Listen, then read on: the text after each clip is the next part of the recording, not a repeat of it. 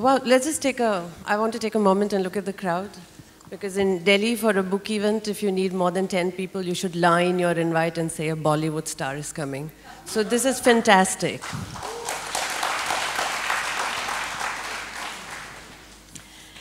On the panel today, on Writing for the World's Youngest Nation, on my left is Lalita Iyer, whose book, I'm Pregnant, Not Terminally Ill, You Idiot, will be on the stands in July. And Varun Agarwal on my right is the author of one of last year's biggest selling books, How I Braved Anu Auntie and Co-Founded a $1 million company. My name is Veena Venugopal, and I've written a book called Would You Like Some Bread with That Book? And other instances of literary love. So I think just in that introduction, we have revealed the secret of writing for the world's youngest nation, which is that you should have a really long title for your book. Yeah, the biggest challenge with writing Would You Like Some Bread was to actually write a book that was longer than the title. So when I tell people that I'm writing a book about books, a lot of people would ask, oh, what is that? I mean, how do you write a book about books? And I started off sort of being evangelical in describing it, and then I realized that it was just 5 wasted minutes, because at the end of which, they're just going to think, okay, she's crazy. But after the book has come out, and it's a collection of personal essays about books and reading, about how I found a book, who gave it to me, and things like that, I realized that a lot of older people would come and talk about having read those same books, but the younger crowd would always talk about the experiences that I've written about. And one of my key takeaways from having written that book, and for not having an audience in mind, but how they have reacted, is that the experience is very important. And I want to start off by asking both Varun and Lalita as to what do your readers come and tell you about what they liked about the book? I mean, is the fact that they want to go on the journey that you did, or they are already on it and they find so many parallels with what you've written and what they are going through, the most important thing about how they read your book? Yeah, I think the most common thing is obviously a lot of these kids coming up and saying that there's a lot of parts in your book that I can connect with. The parts where I'm drunk and probably puking on the cop, yeah, I can connect with that. So, and there are a lot of parts where I talk about the aunties exchanging notes on their kids and what their husbands are up to and what jewelry they're buying. And a kid watching a kitty party in his own view and his own eyes. So they read that and they say, yeah, this happens at my home, and I can connect a lot with that. So, well, I think one of the things that work, at least in my mind, and probably in my opinion, is that if you can get a connect going, like there's even like a slightest connect that can happen while reading, that is something that really engrosses them. Especially if they're reading something and it's something that has happened to them in their own life, or probably in their own homes or to their own friends. That for them is very, very engrossing. Yeah, Hello? Yeah. Yeah, I agree with Varun. The thing that resonates the most with the young is, and at some point I thought I was not even qualified to write for the young, because I'm hardly young by any standards. And I thought once I got married and I was out of the market and, you know, suddenly writing about marriage and making fun of it and all, I thought, you know, I don't know where it's going to go from here. But, you know, I used to write this column called Chickwit, which was gender politics and, you know, usually stuff that happens around you. And it was mostly a male-bashing sort of column. And I used a lot of fodder from my then boyfriend, now husband. And I still do in my other blog, and I've done a lot of it in the book that's coming. I think what I noticed that the older I got, the younger my readers got. And I found that really strange, because I thought I didn't know how to write that kind of language, or I didn't know how, I didn't know what their preoccupations were. I was not a tech-friendly person, so I didn't know what was modern and what was in. But there seemed to be a connect with some soul or something that, and I started getting mails from people saying, oh, you know, I felt exactly like this about my mother, or, you know, about my husband, and, you know, oh my God, they're all the same, and, you know, but we don't talk about it, or stuff like that. And, and then I got pregnant, and I thought, oh my God, now life is over, and there's there's going to be no more young fan following. And I started writing, when I started, I was going through this whole multitude of emotions, most of which were angry, and I was like, where is the halo, and where is the beatific mother, and where is, feeling all lovely and pleasant. There was all this angst, and I started putting it down, and then I started writing my a blog on motherhood after my baby was born. At which point I was continuing to write the book, but the funny thing is now I get responses on the blog from people who have been mothers 30 years ago, from young girls of like 14 and 15 who think that one day they want to be a wife, they want to be a mother, and they sort of resonate with the truth. And they resonate with the putting it out there, the way they feel it, without it being designed and sugar-coated. I think they resonate with you speaking your feelings honestly. So it's more that. I think they're just looking for honesty. They're looking for something which comes from a place of truth. And they're looking for you to put your feelings out there, because everyone goes through the same, everyone goes through the same shit. So, but someone has to talk about it and not sugarcoat it. So I guess. Yeah, and I think most importantly, they're looking to read things that aren't written before, in the sense that topics that were taboo, or in a language that was considered unliterary, if I may. My mother's one-line review of my book was, there's way too much sex for a book about books. And Varun, your book is very sort of conversational, and the language that you write is very how normal people speak, and half this audience would talk like that. So do you keep that in your mind? And is no, that my mom was very, very worried after the book came out. Firstly, she was very, very scared about the title. She said, what a rubbish title. Who comes up with a title like this? Why couldn't you just say My Journey or something as simple as that? Who is going to pronounce? When you go to the shop, are you going to say How I Braved Anu Auntie and Co-Founded a Mill? Nobody's going to say it. Just call it My Journey or something. So she was damn disappointed with the title. Then she was worried that no one will give me dowry. Because she was really, really worried about that. Because there's so many F words in the book, so many profanities. She's like, look at this. If your future mother-in-law is going to read it, how is she even going to think of giving you any dowry? So my mom was really, really very terrified after the book came out.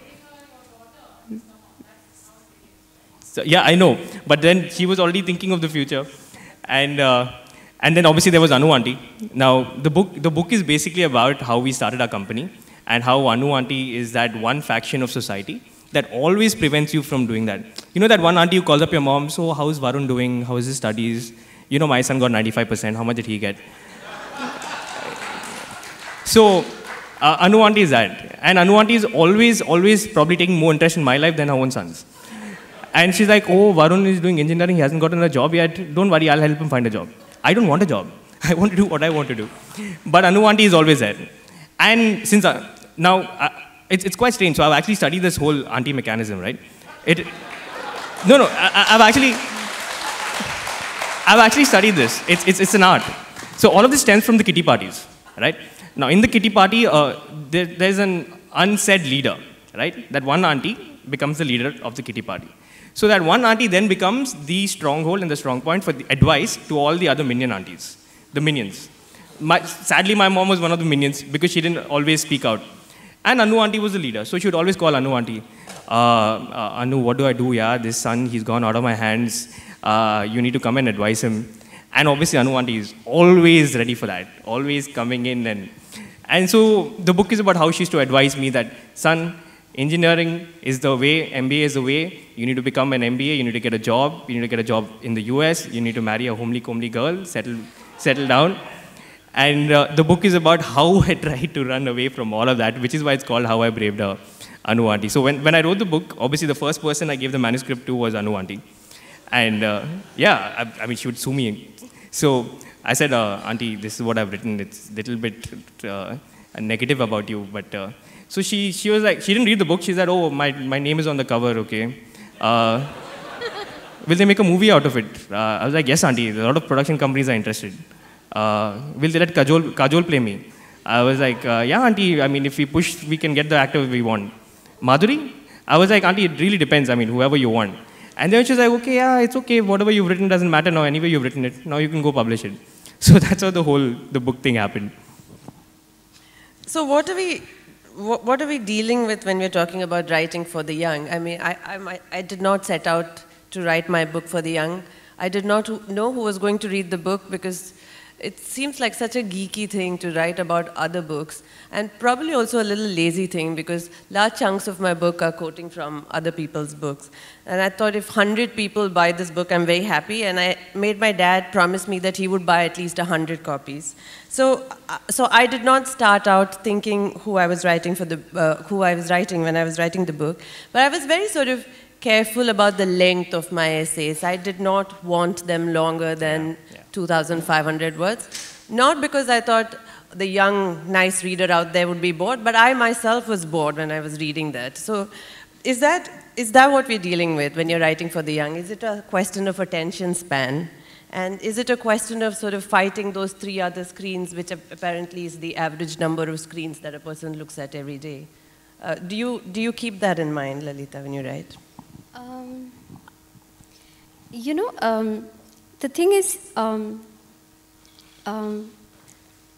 you know, at some level, when you're starting out to write something, that the minute you start feeling exhausted about it yourself, the reader is going to. So in my mind, I have a filter, and usually my filter is 2,000 words to a chapter or whatever. And beyond that, I feel when I feel that it's getting a little belabored or whatever, I know that it may perhaps be the same for the reader. So I have that intuitive switch-off point, which I use. But you know, I think that our attention span is really, really low. I mean, the 18 to 22 or 25, we're living in 140 characters and YouTube videos of 2 minutes. In fact, I can't watch any YouTube videos of more than 5 minutes now. I shut myself down. So, in fact, this is one of the things, I don't want to offend anyone in the audience here, but I really feel that the youngsters these days, if you're writing, say, a guy enters a room, they just want to know, okay, guys enter the room, what has happened in the room? Don't tell me, okay, what did he paint the room was, how were the ceilings, and there were these windows, and there was all this blah, blah, blah. We don't want to know. The guy entered the room, what was the work in his room, he finished that work, and did he get out or not, right? So it's become as crisp as that, because nobody has time. In today's day and age, there's so much information thrown out at us from Facebook, from Twitter, from YouTube, from blogs. We're constantly fed with content. So then where does book stand there, right? If I am constantly fed with information every minute through Facebook, through Twitter, and through blog, am I actually going to pick up a book and read? And that is when it becomes important. Are books just basically merely just telling you what you need to know, or they're more of a work of literature where it's more than just a book? So I really believe that the youngsters these days, their attention span has gone down so much that, well, I think with our books that would be in 140 characters soon. But it also depends on what you're writing. Clearly, Ravinder Singh's love story appeals to lots of people, even though it's more than 140 characters long. So how do we sort of, why is there so little non-fiction in writing for the young? And why do love stories sell so much? And why aren't more women writing these love stories? It's a real strange dichotomy right now. I mean, Ravinder Singh pretty much monopolizes the market. 18 to 22-year-olds are mostly in love. I think that's one of the reasons why people in the college love love. I mean, when I was in college, we had crushes on girls, right? That's all we cared about. Who wanted to study? You'd enter the college, find the prettiest girl in the college, and start, figuring out ways how to get her, right? So when you're 18 to 22, there's only one thing on your mind. That's the girl. So obviously, when you go beyond that, then there's other things when you get out of college. But I think love stories will survive as long as people are in college, because no matter how much you guys may deny, when you're young and when you're in college, the only thing that's on your mind is that one girl whom you're trying to get, your friend is trying to get, your friend's friend is trying to get, and in the end, nobody gets.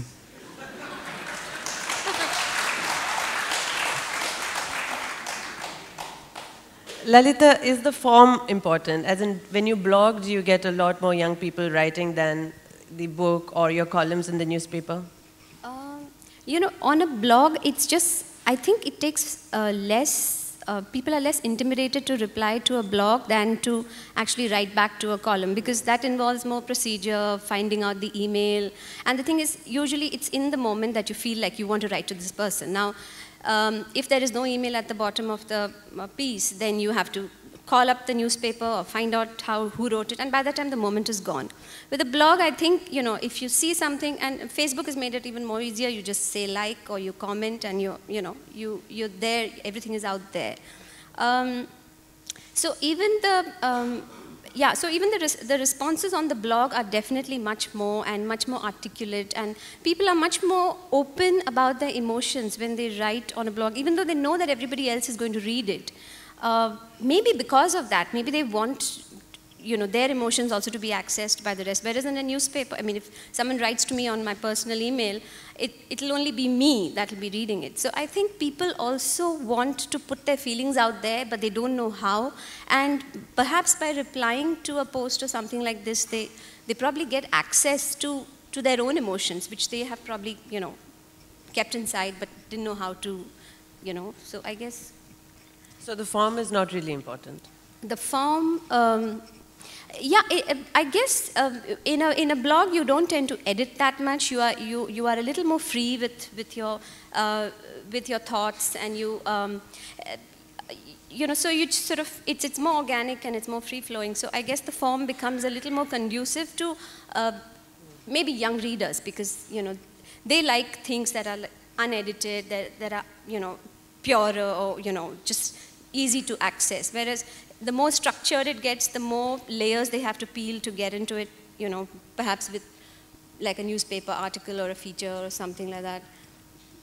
You know, the more restricted the form gets. And Varun, do young men constantly worried about getting the girl think about the medium? Well, some do, some don't. Before there was a trend that I'll read the book rather than watch the movie. Now it's become I'd rather watch the movie than read the book. And it's quite true, because in 2 hours you're getting the gist of whatever is happening, and you obviously don't have the time, so you're not ending up reading the book. But you know, if interesting things get written about, I think things will change. I mean, right now the trend is only love stories. My book doesn't have any love at all. There is a small date scene, but there's not. You're the guy who didn't get the girl. I never get the girl. And I'm thankful to be sitting to 2 wonderful ladies now, but I never get the girl. No, so yeah, so I think the publishers themselves, see, problem is, they think all of us are really dumb. They think that we only want campus love stories, or we want only love stories, and that's enough for us. No, it's not true. A lot of youngsters in this country are very ambitious. They want to read more diverse topics and more interesting topics, especially non-fiction, which is in huge shortage in this country. So I think if publishers give young writers a chance to write something apart from just love stories, yeah, then the change is going to start happening. But if you're just going to push out love stories and campus this stories and that, I don't see any difference happening in this form of young India writing. So I believe the change has to happen. When publishers give more youngsters a chance, and they tell the youngsters, stop writing just about love, come up with something more. So I've left one last question before we take audience questions. Is how important is to write badly when writing for the young? I mean, that seems to be the trend, and I think there were questions yesterday as well about badly written popular fiction. So how important is it to write badly when you're writing for young people? I mean, I write badly, so I really can't answer that question. No, you don't have to write badly. Just because we compress everything in 140 characters, it does not mean that we want bad writing. Of course, you know, a beautifully written book is always accepted. It's just that keep it to the point. That's it. Keep it to the point. Lalita, do you find yourself dumbing yourself down? I don't, but I find myself simplifying much more as I continue to write, and I think writing badly is probably. No, I mean it reverently. Yeah, I know. But for instance, in my case, my biggest barometer is my mother, because every time I write something she doesn't understand, she'll say, I didn't understand it was rubbish. So basically, I think what is important is to write accessibly. So if you're trying to be too clever and you're trying to, you know, get a little abstruse and get sort of layer your stuff. So I think you're just denying access to more people. So I think writing accessibly or simply is probably the key. Yeah. We'll take audience questions now. Does anyone have any questions? Jerry Pinto. He's asked me the question before the session, so I know what he's going to ask. No, Varun, just this. If the attention span of the average youngster is so low that you can't be bothered about the way the windows look, how will you expect publishers to trust you with non-fiction that requires immersion in one subject for 6 months at a time before you can produce good, solid non-fiction? Where is this to come from? No, I completely agree. I can see evidently, in all this talk that happens, which is nice and friendly, and you're a happy, fun kid, and I like you. But I find something very dangerous in this, keep it to the point. How do you know the point? What is the point? How do you say, be simple? What is simple? If tomorrow you fall in love, you know as well as I that love is one word that pings the server of the soul in 100 different ways. If you say, I love my mother, it's different from I love rock lobster or I love the way you walk, right? Just to illustrate. So I'm saying language itself is a complex. Okay, just to illustrate your question. Keep your questions to 140 characters if you can. Just to illustrate my point. How many of you have seen the movie The Life of Pi? Yeah? You've seen that big ship sinking moment? Have you read the book? The ship just sank. Right? Now, I'm not trying to say that the movie elaborated the ship sinking scene so it was better or something like that. But the wonderful moment of Life of Pi that I actually liked was that, okay, the ship just sank. Fine. He's finished with that, kept it to the point. Now when I saw the movie, and I saw, oh my God, so many different things actually happened in that entire sinking moment. And then I started thinking, okay, this wasn't written in the book. Because he said the ship sank, I imagined a ship sinking. Right? The thing is, because we've grown up in a generation where we're fed with so much content, the moment he says ship sank, there are 100 movies that I've seen with ship sinking. So my mind has already processed that ship sinking moment. Right? But when you're trying to say the ship sank and probably write 3 pages of it, even though you may write it, because my preconditioned mind has such strong notions about how a ship should sink, I'm going to think of that. And because we come from a generation of cinema, we come from a generation of movies, right? For example, if you would say that the guy said, I love you to a girl. Now we've been brought up in all these Bollywood movies, even though you're going to write and explain it clearly how he said it. But my mind will say how Dharmendra told Hema Malini how he said, I love you. Because it's ingrained, right? The popular culture is so ingrained in our mind that we always see it from that angle. So I really believe if you keep it crisp, our mind will do the work. Because we have so much content in our head and preconditioned content. When you say the ship sank, my mind has pictured the Titanic sinking. Even though it's not the Titanic in question, my mind has put in 10 different movies sinking because that's all matters to me. The author says the ship sank, my mind does the rest. Thank you. Hello. I have a My question is directed to Veena ma'am. Ma'am, the young adult, usually the coming of age or young adult fiction in genre in India lacks emotional maturity as compared to a Western novel. You see, like Catcher in the Rye or a Harry Potter novel also you can see. But when you're producing an Indian like young adult fiction, there are limited themes. Could you elaborate on that? Why is only the limited themes are being written on that? Sorry, could you just say the last part again? Why is the emotionally the complexity in the There's a lack of emotional maturity. You will agree in the Indian young adult fiction or coming of age. Coming of age is not is a proper genre. It also deals with a lot of philosophy and issues like drugs, sex, and etc. in a normal teen life. But when I read personally Indian fiction novel, it lacks that, and it's just simplifying that, oh, I am drinking a beer. That's like. Yeah. I think it is evolving, and the whole young adult genre itself is, I think, probably less than 10 years old in India, like Indian writers writing young adults. So it is a process of evolution, and I'm certain that it will get there. And but the sort of the contrarian point to that is also the fact that you write what works, and so the more the books which are superficially written, which I think is how what your question was, the more people read superficial fiction, then there is a lot more superficial fiction being commissioned.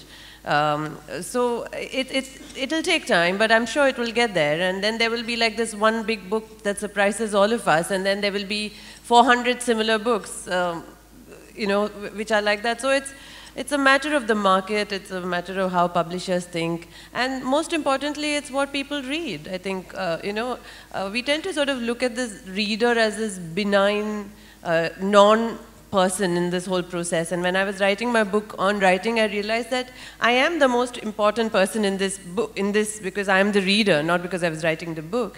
And then I realized that what happens, and to sort of take off from Varun, is that every time you reread a book, you sort of read it in a different way, and you've added your own experiences of your life, and you sort of construct the image of the wrecked ship a little differently every time you read it. So I think readers need to sort of tell publishers what they would like to read, and the more you lap up superficial writing, the more superficial writing there would be. And I talk as much as a reader myself as a writer. So. Yeah, go ahead. I believe that the challenge of nonfiction is developing the voice, finding your voice and developing it. What were your challenges? That's for me? My challenge was, so my book came out of a random blog that I'd written. I went on a trek to Everest Base Camp, and I hadn't worked out at all. And from day 2, I was crying like every 10 minutes because I thought this was just a walk in the park. Clearly it wasn't.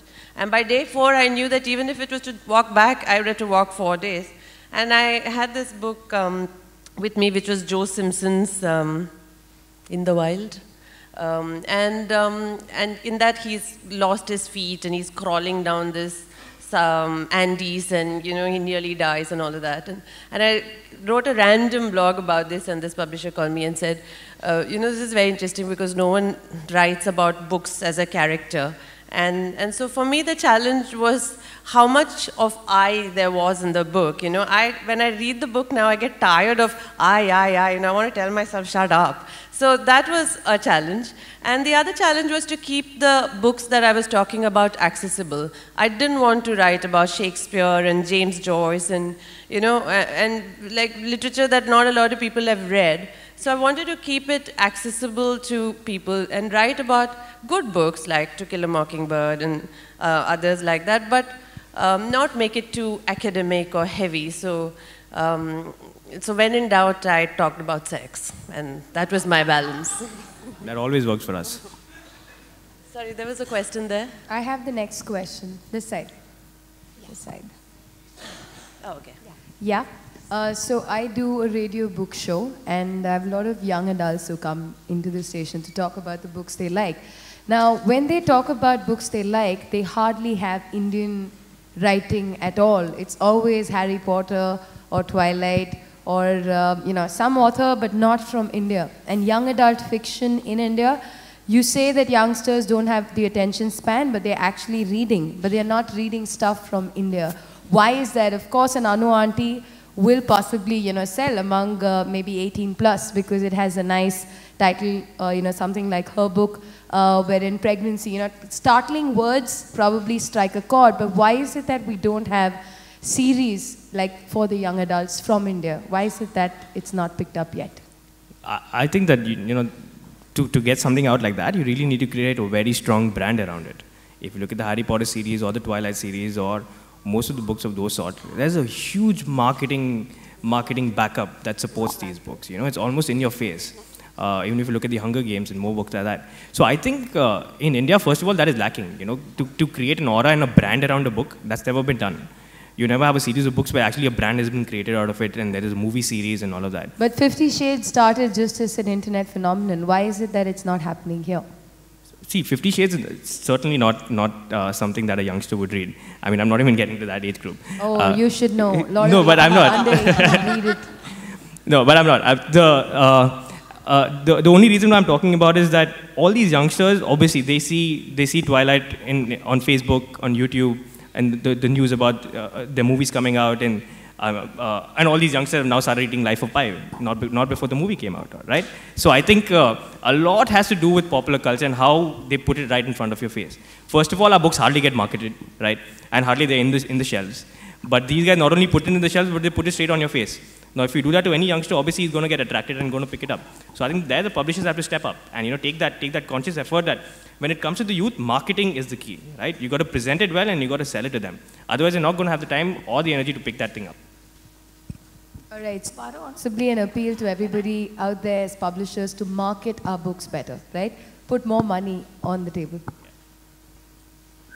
Yeah, I have a question here. So I would say that Veena and Varun are both in the age group of the world's youngest nation. So what are the three last books that you read? So it gives us an insight as to what you're reading.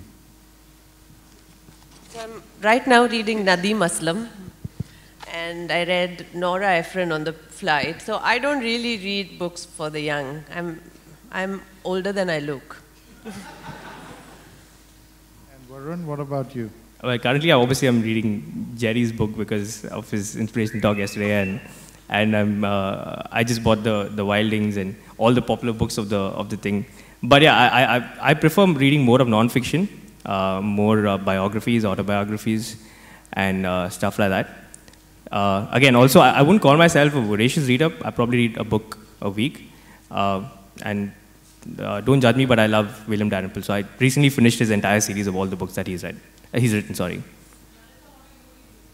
I'm reading this book called Adverbs. So it's by the Lemony Snicket author. But again, it's not a young person's book. It's a book.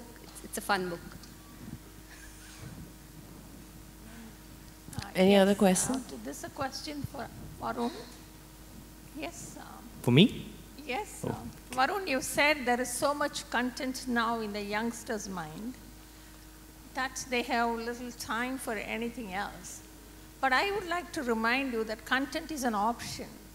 I mean, you feed yourself with so much irrelevance, maybe from media, whatever, then you will never find that time. I want you to remember that. And secondly, you said you have a preconceived notion of what did you say, ship sinking? Oh, I agree with you. I've seen enough movies. I'm much older than you. But still, if you're going to have that preconceived notion always, it's going to hamper creativity and imagination. And imagination is the best thing anybody at any age must entertain and continue to. That's what's going to sustain you in life. Not your book or the books that I have read or written or whatever. As a grandma, I'm going to tell you this, okay?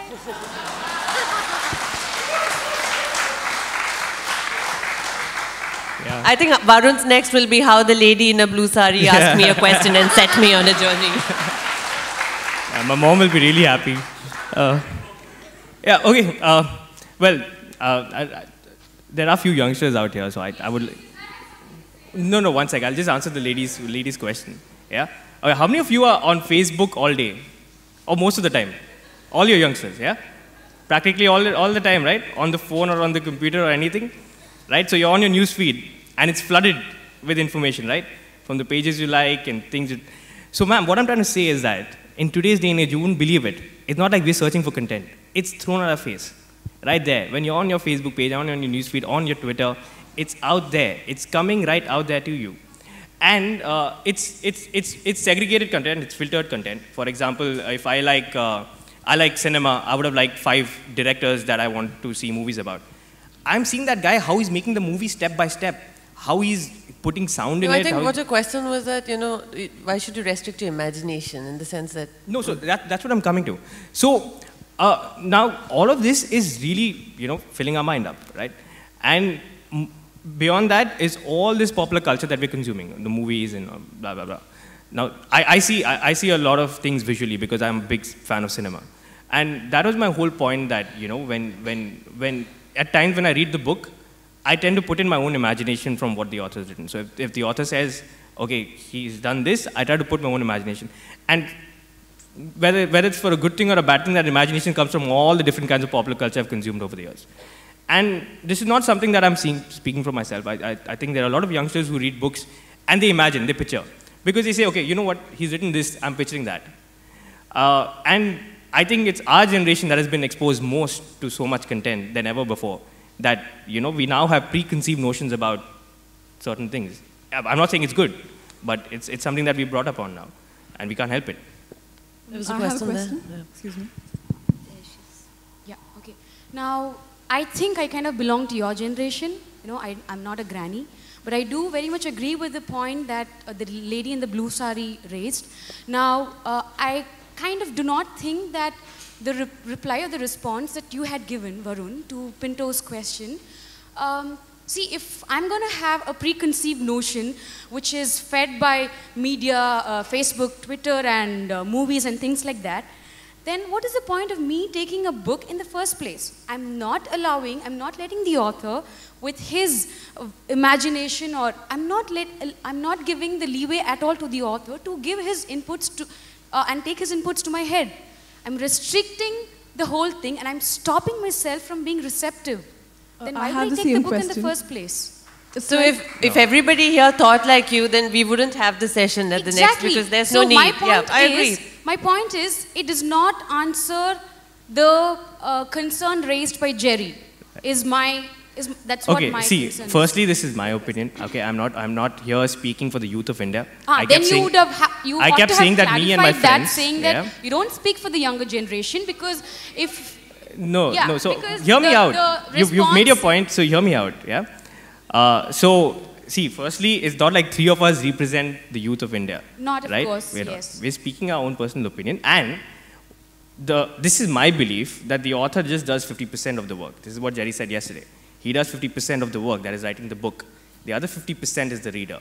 Now, if I want to read it and put it in my own creative way or imagine the book to be a certain way, that's my right. Because the author does not expect me to just see the book only in his way. I don't think any author in this world expects you to read the book and see the book in his eyes or his vision. You can't, right? For example, if the author pictures a place in Timbuktu and pictures it really, really well also, right? I have every right as a reader to picture my own Timbuktu, because that is why I'm reading the book. For me, the book is about also creating my own little world out of it.